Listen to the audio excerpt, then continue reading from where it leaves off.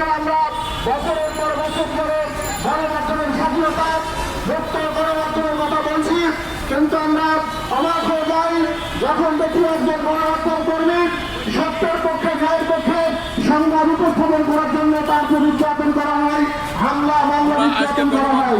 প্রিয় ভাই বন্ধুগণ, আজকের এই বিশ্ব মুক্ত গণমাধ্যম দিবস থেকে আমরা বলতে চাই, সাংবাদিকতার ক্ষেত্রে মুক্ত স্বাধীনভাবে গণমাধ্যম কর্মীদেরকে কাজ করার সুযোগ দিতে হবে। আমরা সরকারের কাছে আহ্বান রাখতে চাই, একজন গণমাধ্যম কর্মী যেন তার কথাগুলো দেশের জন্য, মানুষের জন্য সত্য ন্যায়ের পক্ষে সংবাদগুলো নির্ভয়ে প্রকাশ করতে পারে। সাংবাদিকতার স্বাধীনতা, গণমাধ্যমের স্বাধীনতা, গণমাধ্যম কর্মীর স্বাধীনতা আমাদের প্রয়োজন।